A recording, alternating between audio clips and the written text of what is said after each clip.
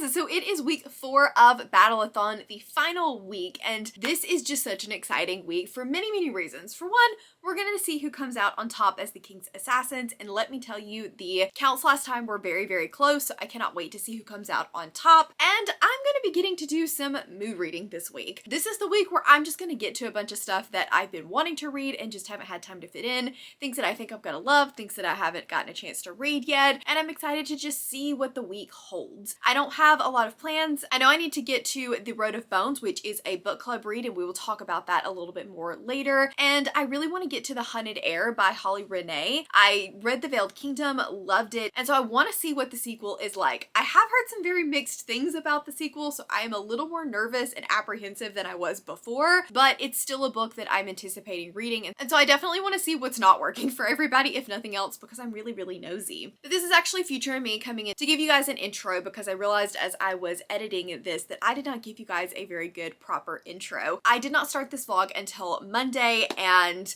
I spent the weekend going to an orchard, a farm, getting some vegetables. It's one of the places that we love to visit once it starts becoming fall, because they have apple cider, which is basically just frozen squeezed apples, and it is amazing. Apple spiced donuts, they've got great just regular apples and green beans and peppers, and I love going there. So let's flip into some B-roll of us going to the orchard.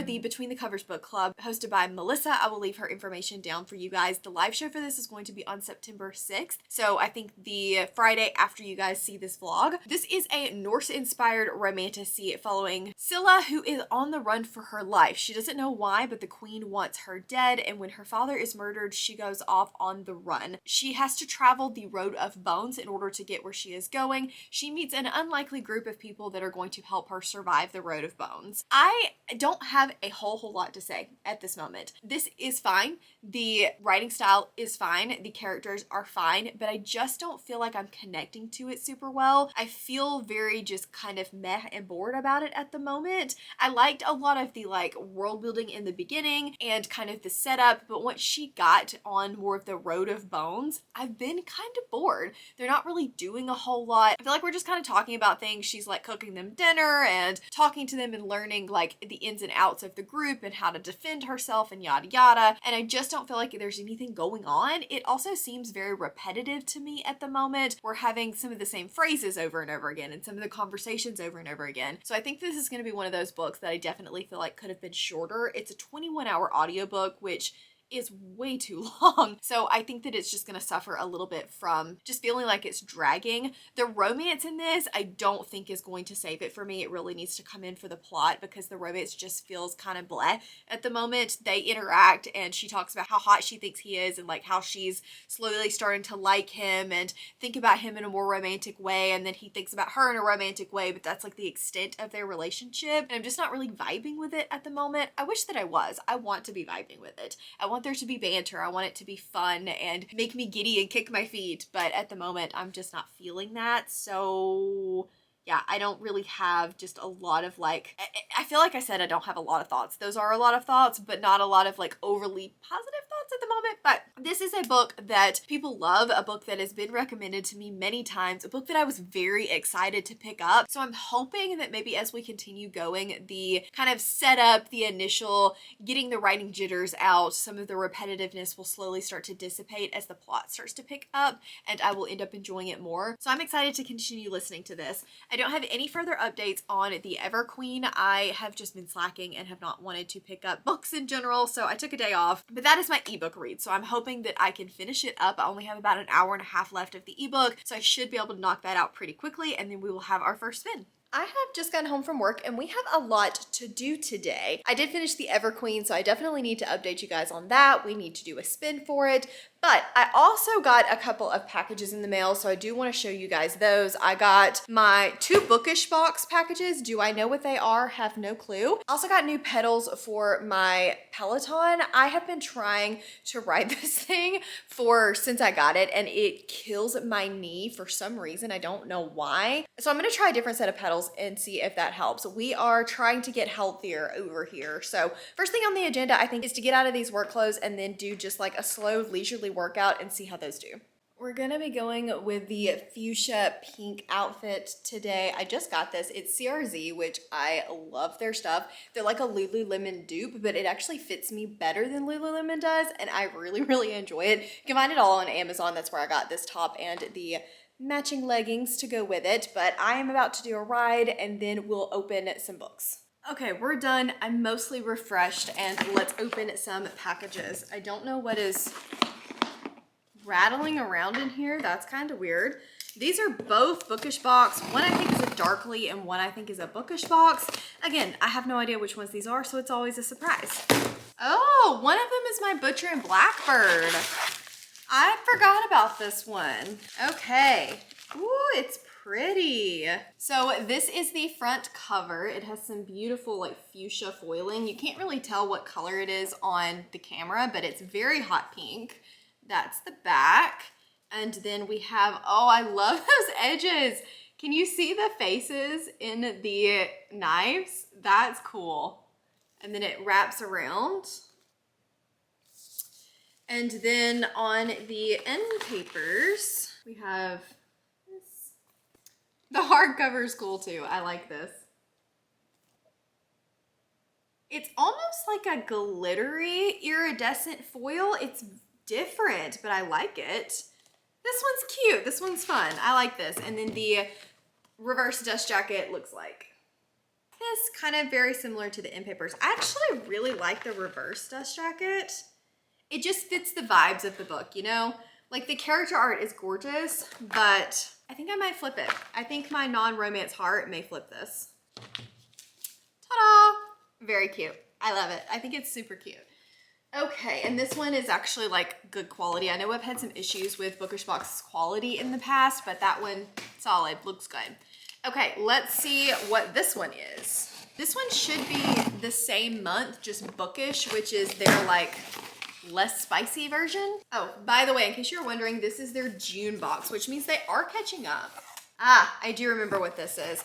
I am cautiously optimistic about this book because I've heard so things about the book, but like the edition is stunning. I've read something by this author before and I gave it a 3-star. I didn't hate it, but I didn't really love the female main character and didn't love their chemistry. It was supposed to be an enemies to lovers, but it definitely did not feel like enemies to lovers. So I'm hoping that since I liked her writing, I will like this one. This is different. I really like this. Okay, so this is leather bound, and then you have the like iridescent kind of, it almost is set into the book. This is Until the Stars Fall by Vanessa Rasanen, I think is how you say her name. This is the back. Quickly, my battery's gonna die. My battery's always gonna die. The end pages, or the edges, the end papers. Very pretty. And then there's no dust jacket on this one. So I like this. This is different, but it feels really good. So those are all of my current unboxing updates. I should probably go switch my camera battery out before it dies, and then we'll talk about my final thoughts on the Everqueen. It's 3 seconds later, and I have come to my spinner wheel so that we can spin for the points for the Everqueen. I ended up giving this one a 4-star. I think that LJ Andrews has such incredible endings. Her endings are always amazing. I was flying through the pages for that last like hour or so. I liked this one better than I did the Everking. I still liked the Everking, but I felt like this one just had a little bit more charm to it to me. The plot was really fast paced. It definitely lays off the romance a little bit, which was the primary thing that didn't work for me as well in book one. I liked the romance in this. I liked the romance in that. I just wasn't like swooning, crying, kicking, screaming, throwing up about it. But in this one, I really liked the plot. I really liked the way that the world expanded, and I'm excited to see what other things she brings to this world, because this first one is a duology, but then there are going to be a bunch of standalones that are in the same world and kind of follow the aftermath plot thread. So I'm excited to see what she does with that, because I know she has a lot of books planned for that, and I cannot wait to see how everything goes. The next book is going to be Jonas, who I don't just love, but he grew on me a little bit in this one, so I'm curious to see what she does with him in his own book. I think it could be good, but also cautiously optimistic about that. So yeah, we're going to be getting 400 points. Handy dandy wheel.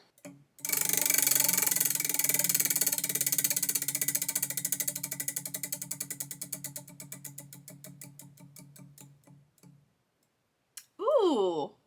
For the first time, we have emoji poll. So I guess I need to go put up some emojis for my Patreons, and I will come back and let you know what they said. It's going to be a lot of back and forth today, apparently. Hello, hi. It has been a day, and I have news for you guys on my emoji poll first and foremost. The winner of the emoji poll was the House of Thorns, so you can blame the Patrons if you did not get the points from the Ever Queen. The poll was honestly completely random. I went on an emoji generator and just generated some emojis that sounded like they would work for that house, but with 35%, I think they voted because of the cat. The House of Thorns is going to be getting 400 points. So I also am 60% into Road of Bones, and I want to give you guys a quick update. I do like this better in the second half. It picks up, there's more going on. I still think it's a little bit too long. I still think there is too much kind of meandering around and not enough doing. They do a lot of talking, and there's not a lot of stuff actually going on. And I also feel like with this being the Road of Bones and being like such a treacherous road, I want to see more of the treacherous. I want to see more of why she needed an escort, why she couldn't just do this on her own with vampire deer and the like. There's a lot of really cool creatures, and we're briefly given snippets of them, and I love the moments where we see those creatures because it's really cool. We're just not getting enough of it. I think this book feels like a 3-star for me right now. Our main character is fine, she's okay, but she just needs a little bit more growth, a little bit more backbone. She's getting there, and I do like her better as the story goes on. Yonsa or Jonas? Jonas, apparently how you say his name. It's spelled like Jonas, but the audiobook says Jonas. Anyway, I don't like him. He gives me the ick. I know he's supposed to be like a love interest and all, but no, he just does not. He's very like possessive, but not in a swoon for you, kick my feet kind of way, in a gross way. And I'm not vibing with him. I'm not vibing with them together. I wish that that would just go away because I don't like it, but it's not going away. It's still here. I'm not going to give you guys any spoilers or anything. I'm trying to be very vague because I don't want to give anything away, but there is something that happens about halfway through this book that I kind of already suspected based on the beginning, but I did like it when it became a little bit more official about halfway through the book, and it is a somewhat turning point, and I like that significantly better than some of the other things that are happening in the book. I'm trying to be extremely vague, but if you've read this, then you know what I'm talking about. Yeah, I don't really have much more to say on this book. It's fine, but it's entirely too long is my main complaint. I have 2 hours left of the audiobook, so I should be able to get this done by tomorrow at the latest, and then we'll see what else I'm in the mood for. I have Road of Bones updates. I finished this earlier at work, and I don't really have a lot of different thoughts on it. I will say that there is one character, how do I put this delicately? He get offed by an axe? He's terrible. But I'm not going to tell you who the character is because yeah, that would be a spoiler. I ended up liking the ending of this one. Overall, like I said in the beginning, it was way too long. I feel like it could have been at least 100 pages shorter, cut out some of the like more boring middle minutia, and we could have had a much tighter story. I think that the main thing for me was just the character work was not my absolute favorite, and the way that the relationship was done. I understand why it was done that way, kind of, but I feel like there could have been a better choice made that would have kept me more engaged from the beginning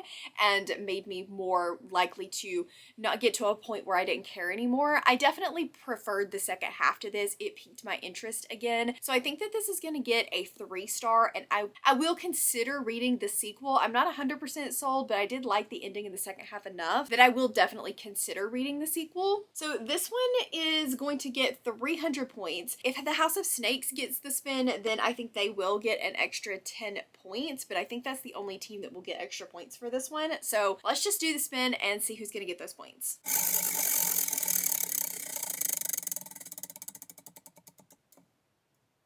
Oh, that's Team Stars. Team Stars is going to be getting, oh, it went back, but I swear it was on Team Stars. They're going to be getting the 300 points for Road of Bones. Now I think that I'm going to start the Hunted Heir. I think it's time for me to bite the bullet and finally pick this one up. We have Patreon sprints tonight, so I think I'm going to read that there. And then I don't know what audiobook I'm going to start tomorrow. It may be a surprise, but I'm kind of feeling something more horror thriller. I love romantasy, and I've been in the romantasy vibes recently. However, I just feel like I need to shake it up a little bit. We have been embracing the fall vibes around here. I went to Isom's Orchard, so like it is time. It's time to start with the spooky. So since this is a mood reading vlog, I think that I am allowed to be in the mood. So we'll see what I end up choosing. I want something on the shorter side, I think, because today is Thursday, so I really don't have a lot of time before Battleathon is over to get you guys some more points, but there are a lot of short horror out there, so I don't think that'll be a problem. I am 25% into the Hunted Heir, and I don't have a lot of thoughts. I wanted to check in, give you guys my first impressions, but there's not really a lot. I still like her writing style, but I feel like right now nothing is really going on, which I was kind of warned about. I really enjoyed book 1. It is following Dacker, who is the son of leader of the rebellion, and Nira, who is the daughter to the king. This is a world where everyone has magic, and because Nira doesn't have magic, she's considered a disgrace. Her father basically keeps her locked away where no one can find her. She's determined that she's going to escape. She makes a plan. She gets the rebellion mark, and she leaves the castle and straight into the arms of Dacker and the rebellion. Of course, they don't trust her. They don't know where she came from, and she is held semi-prisoner while also being forced to train to help the rebellion. It's the main plot of book 1. It does end on a cliffhanger, and we pick up right where the cliffhanger left off, so I did like that, but this book is very short. It's only like 290 pages, and at 25%, we're just kind of wandering around, and I just don't feel like a whole lot is going on, but I still like the writing. There's been a few good quotes. I just don't really have any other opinions at the moment, so I guess I'm going to continue reading. Hopefully I will obtain said opinions as I go on, but it's just generally fine right now. Happy Saturday morning and the last day of Battleathon. I can't believe August is almost over. We are coming to an end on this readathon. Just a quick thank you so much to everyone that participated. It literally means the world. Supported my channel throughout the month. I cannot thank you enough. But we're not done yet. We still have a whole day of reading ahead of us. I'm going to be doing reading sprints on my channel later today, so I'm hoping I can knock out a pretty good bit in those. But I have finished The Hunted Heir by Holly Renee. I know I didn't give you guys a whole lot of updates on this one, but there just wasn't any. It needed to be significantly longer and could have been so much shorter all at the same time. What happened in this book could have been 50 or 60 pages. It was so repetitive, the same conversations, the same thoughts over and over and over again, but at the same time, it needed to be longer because there just wasn't a lot of substance to it. I needed character growth. I needed little moments that got our characters' relationship to the point that they were at the end of book 1 to where they ended up at the end of book 2. And yes, there was a cliffhanger, but I just felt like I didn't care because I didn't care about the beginning of the book. There just was no like magic. We didn't develop the magic system at all. We didn't develop the world any. We didn't develop the politics at all. And I'm just like, where is the substance to this? Because you've created such a good world, I need something more. So I'm a little bit on the fence about what I'm going to rate this book. I think it's going to be a 2.5 star. Now, I believe I'm going to round it down, which is really sad because I gave book 1 a 4.5 star. I loved it, but I just found myself skimming through the sex scenes in this because I didn't care enough about our characters to care about the smut, and it just wasn't as good. And I just found myself rushing to get to the end because I felt like I was reading the same sentences over and over again. I didn't even need to pay attention. So with that being said, we do need to do a spin. 200 points is 200 points. The teams that are going to get extra points for this one, I think, would be the House of Snakes because of Hunted and the House of Wings because of Air.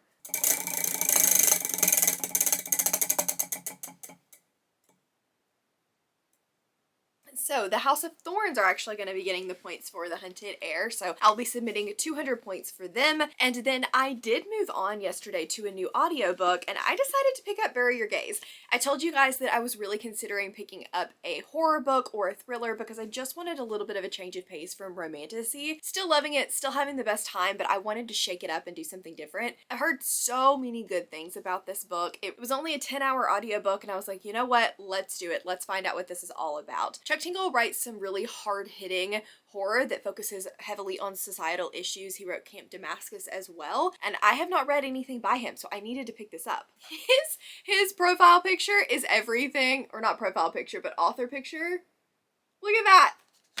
I love that so much. Anyway, this is about a film writer, Misha. He's getting his big break. His movie has made an Oscar nomination, and he is the writer for a famous horror television show. He's told that his two leads, that he's been building up to this moment of them kissing, of them having a relationship and getting their happy ending for forever. The studio either feels like he needs to kill them off for drama the second that they admit their feelings to each other and not give them their happy ending, or he can make them straight. And he's like, I don't want to do either one of those things. I want to finally not bury your gaze. And then after that conversation where he pretty much digs in, some really strange things start to happen and characters from his old horror movies start coming into his life. This book is a little bit wacky, but wacky in a really interesting way. I'm about here probably so far, and it is just, it's a little bonkers. I know what the character thinks is going on, but I don't fully understand what's actually going on, and I kind of love that. We are having some heavy-hitting conversations, and they do feel a little bit like, not in your face, but a little bit in your face, but at the same time, the way that it's being done, I think is very good. It's important conversations while also having such an interesting dynamic and plot floating around in the background, and so I'm having a lot of fun with this right now. I will easily finish this today. I only have 2 hours left of the audiobook of it, but this is exactly what I needed to kind of break things up, give me a little bit of a refresh in reading, and get me excited to continue to pick up a book. So we will absolutely be finishing that later today. I will give you the spin for that. It will probably be my last book. I don't know that I'll have time to squeeze in anything else. If I do, it'll be something pretty short. It's been a good reading month so far. I've had a lot of 4 stars, a couple of 5 stars, some 3s and some 2s, but overall I think the majority of the month has been a really good reading month, which is exactly what I want a Battleathon to do.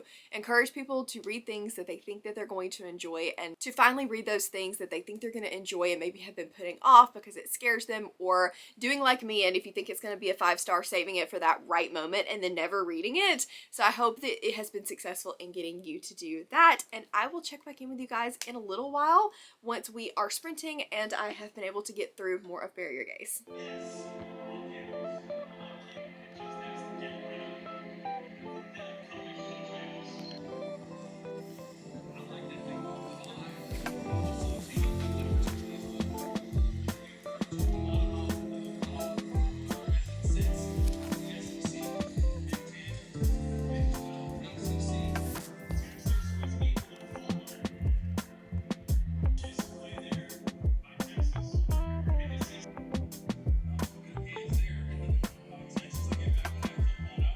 I'm currently on sprints, and I am now halfway into Bury Your Gaze. I think I told you guys I was halfway this morning. I wasn't. I was only about 25-30% of the way through it this morning, and I'm really having a good time with this. It's kind of crazy. It's kind of wacky. I don't fully understand everything that's going on right now, but I think that that's the point. I get the main plot, and I do kind of like where it's headed. I like the way that things are starting to meld together and make more sense as to why different things are happening. I do wish we had a little bit more explanation into that, but I am enjoying it. I like the kind of concepts and things that it's discussing. There's some really good lines in here. Like, for example, he says, "Then again, not everything has a perfect structure, a beginning, a middle, an end. Not every tale has a 3-act synthesis and a dark night of the soul. Sometimes life just is."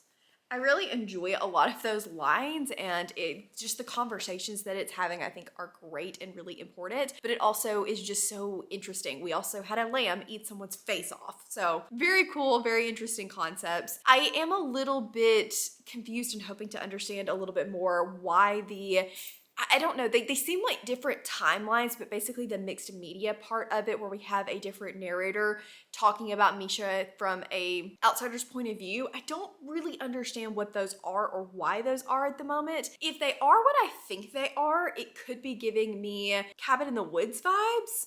I don't know, maybe, but I love that movie. So if it is truly Cabin in the Woods vibes, I am here for that. That parody is great, and I could not be more thrilled if that's the way that it goes. I love that movie, but we're gonna see. Like I said, halfway, lots still to come. We seem like we might be wrapping up one of the plot threads, but obviously that's too easy. We're definitely not wrapping everything up, so I cannot wait to see what kind of off the wall, off its rocker things this book manages to get into in the last half. We are ending the readathon with a 5-star read. I had so much fun with this book. Not only is it wacky, is it off the wall, is it a little bit unhinged, but also pretty unique in its structure. It also has some really good conversations. And even though the societal conversations are definitely at the very forward of this book, it is very centralized about gay culture and how people don't represent it well, and how nobody really wants to represent it well, which I think is a very, very important discussion. It also is just, I don't know, it's nuanced all at the same time, and I had such a good time with this book. I loved the way that the ending kind of went one way and then backed it up and completely had the same conversation, but almost from a different point of view. That was a lot of fun, and I just think that it was extremely well done. There were some great lines in here. Some of the horror imagery, I was like, no thank you, no thank you. And I work in medicine, and still some of it I was like, no thank you. So I really, really, really enjoyed this. I would highly recommend it if you're looking for something that is hard-hitting while also being a good time. This is excellent. It makes me want to read Camp Damascus now, although I have heard that that one is not quite as good as this one. I'm still very curious to read more from Chuck Tingle because this was so much fun. It was so good. So we do need to do our final spin of the readathon. We are in our final sprint, so I had perfect timing finishing this book, and see who's going to get the last points from me. I think the only team that's going to get bonus points for this one would be the House of Snakes because of the word berry. Nothing else is really going to get bonus points, but let's see who's going to get those points.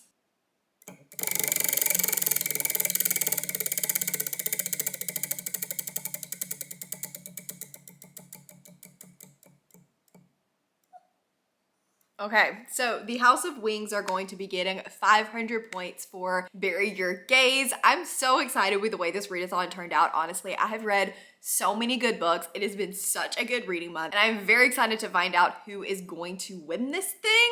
It's gonna be a tough race, I think. That is a wrap, you guys, on Battleathon. Once again, thank you so much to everyone that participated. It means the world. Thank you so much for watching the videos this month and just supporting my channel. You guys are incredible.